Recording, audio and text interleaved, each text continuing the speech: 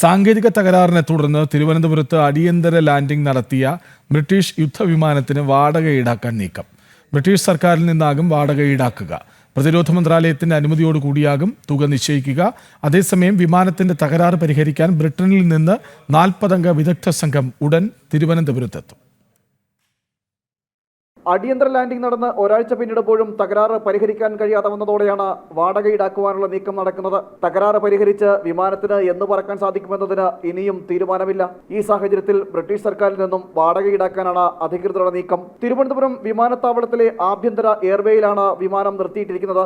യുദ്ധവിമാനമായതുകൊണ്ട് തന്നെ പ്രതിരോധ മന്ത്രാലയത്തിന്റെ കൂടി അനുമതിയോടെയാകും തുക നിശ്ചയിക്കുക. സാങ്കേതിക തകരാർ ഇനിയും പരിഹരിക്കാത്ത സാഹചര്യത്തിൽ കൂടുതൽ വിദഗ്ധ സംഘം എത്തും. ബ്രിട്ടനിൽ നിന്നുള്ള 40 അംഗ സംഘമാണ് എത്തുക. ബ്രിട്ടീഷ് നേവിയുടെയും A-35 സ്റ്റെൽത്ത് ഫൈറ്റർ നിർമ്മാതാക്കളായ അമേരിക്കൻ കമ്പനി ലോക്ഹീഡ് മാർട്ടിന്റെയും എഞ്ചിനീയർമാർ ഉൾപ്പെട്ട സംഘമാണ് തിരുവനന്തപുരത്ത് എത്തുക. വിദഗ്ധ സംഘത്തിനും തകരാർ പരിഹരിക്കാൻ കഴിഞ്ഞില്ലെങ്കിൽ വിമാനത്തെ എയർലിഫ്റ്റ് ചെയ്ത് കപ്പലിലെത്തിക്കാനാകും പദ്ധതി. ഇതിനായി പ്രത്യേക വിമാനവും എത്തിച്ചേരും. 100 നോട്ടിക്കൽ മൈൽ അകലെ കടലിൽ നങ്കൂരമിട്ട പ്രിൻസ് ഓഫ് വെയിൽസ് എന്ന പടക്കപ്പലിൽ നിന്ന് പറന്നുയർന്നതോടെയാണ് ഇന്ധനം തീർന്ന വിമാനം തിരുവനന്തപുരത്ത് അടിയന്തര ലാൻഡിംഗ് നടത്തിയത്. ഇന്ധനം നിറച്ച ശേഷം പറക്കാൻ ശ്രമിച്ചെങ്കിലും സാങ്കേതിക തകരാർ മൂലം കഴിയാതെ വന്നു. ഹൈഡ്രോളിക് സംവിധാനത്തിലെ തകരാറാണ് വിമാനത്തിന് പറക്കാൻ കഴിയാത്തതിന് കാരണമെന്നാണ് ബ്രിട്ടീഷ് പ്രതിരോധ വൃത്തങ്ങൾ പറയുന്നത്. ജനം, തിരുവനന്തപുരം.